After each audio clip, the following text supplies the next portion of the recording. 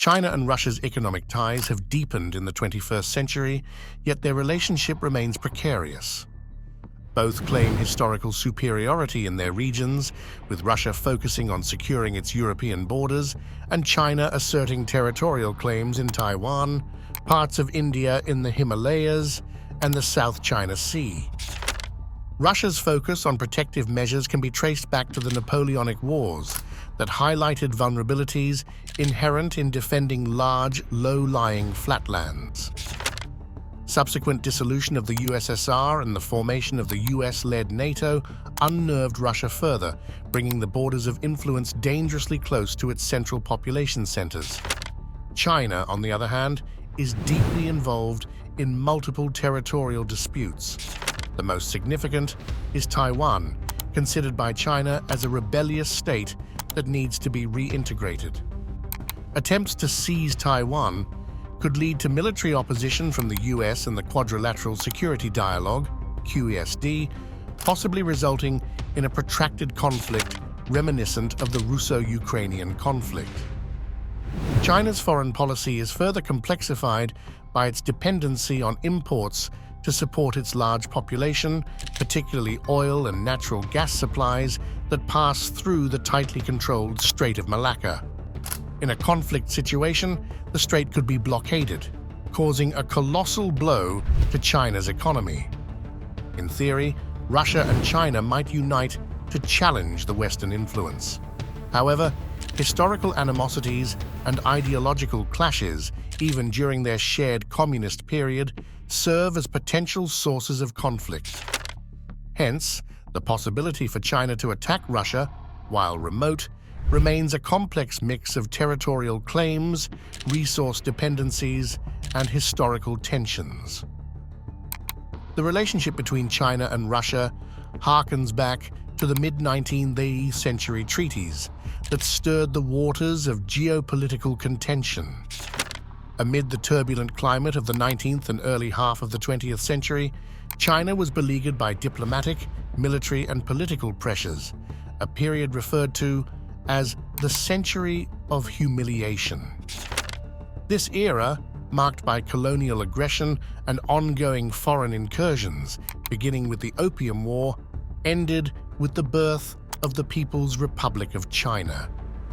During this tumultuous period, a number of unequal treaties were coerced upon China, two of the most impactful with Russia, namely the 1858 Treaty of Aigun and the 1860 Treaty of Peking, causing China to forfeit Outer Manchuria.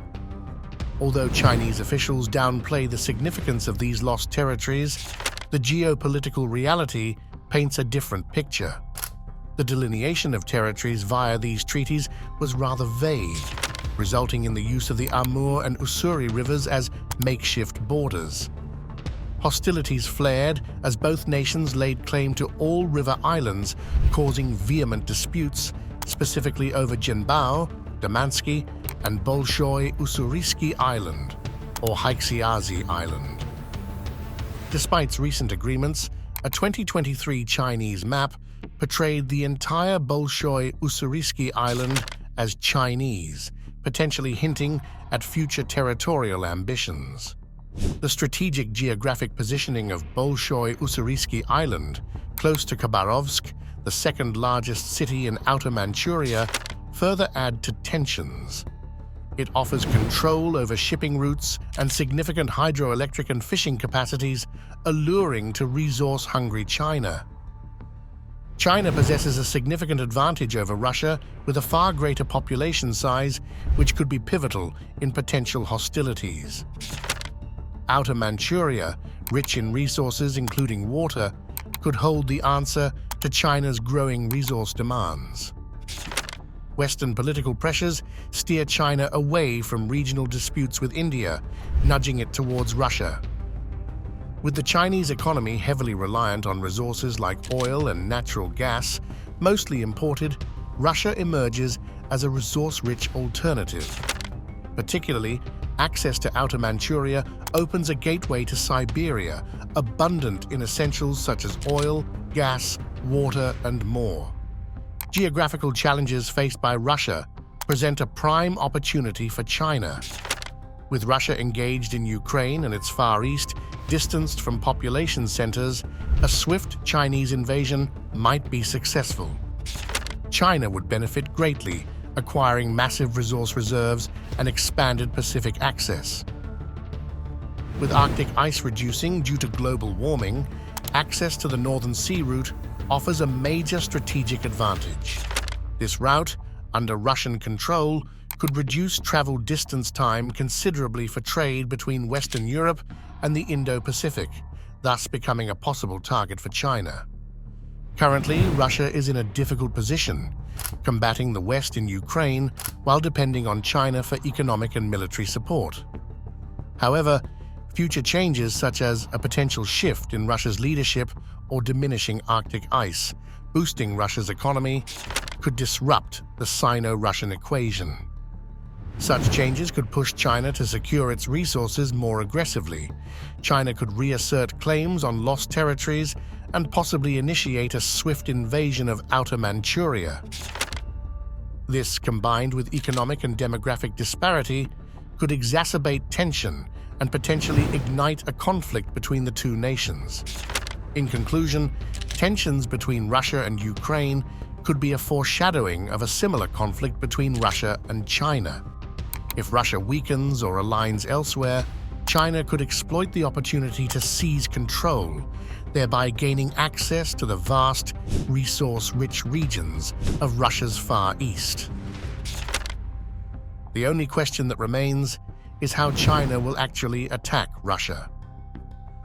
While China's current policy is non-interference, the country could reverse that course and try to sponsor a deal between Russia and Ukraine. During peace accords, China may impose its own influence on both Russia and Ukraine, forcing either country to accept whatever terms China deems best for its own agenda. In exchange, China would fund reconstruction and reinvigoration efforts in the war-struck areas of Ukraine. On the surface, the EU would likely welcome this deal, as Ukraine's reconstruction efforts are most likely going to be funded by the EU. Talks about the country joining the EU in an expedited process have been underway for some time. This would also suit China's plans to undercut the US influence around the world. One could argue that China's influence could alter geopolitics significantly. For instance, with China's support, Ukraine might not need to lean heavily on the EU, hindering US leverage opportunities. Presently, the EU relies primarily on Norway and the US for its oil and gas provisions. However, if the Russo-Ukrainian war ends, global trade routes could experience a tectonic shift. Russia could potentially resume its role as Europe's primary oil and gas provider, a situation that could lead to the US losing one of its main export markets. Whether Russia has the capacity to cater to the booming demands of China and the EU simultaneously remains a topic for discussion, but the scenario could play out favorably for China, given its economic and political stronghold on Russia. Taking a different approach, China might decide to release its economic lifeline to Russia, effectively forcing an end to the Russo-Ukrainian war. It is plausible to anticipate that Russia may respond by sealing off access to Siberian resources. To counteract, China could lay claims to Outer Manchuria, shifting the battle directly towards Russia, gaining the advantage of controlling resources directly and eliminating the need for a middleman. This could potentially position China to obtain access to the Sea of Japan, or even the Arctic cold harbors in Siberia. This move would allow China to sidestep the Strait of Malacca and deliver products directly to Western Europe. Currently, the relationship between Russia and China appears allied. However, the true state of affairs suggests Russia is precariously close to becoming either a subordinate to China or falling under an attack from the numerically superior Chinese forces, leaving it utterly vulnerable from Europe's direction. The subsequent steps China takes, the claim it chooses to assert, and how the US and the Quad decide to devise a new world order are all a matter of speculation. It's crucial to note that these conjectures are based on present geopolitical happenings involving Russia, Ukraine, China, and the US, specifically in the Indo-Pacific region.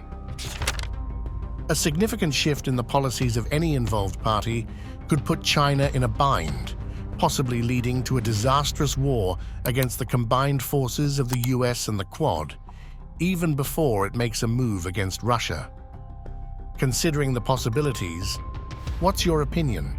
Will China launch an attack on Russia or tread lightly due to its fear of US retaliation? And if China does attack, will it charge deep into Siberia or limit itself to reclaiming Outer Manchuria? Share your thoughts in the comments section below, and thank you for taking the time to watch this video.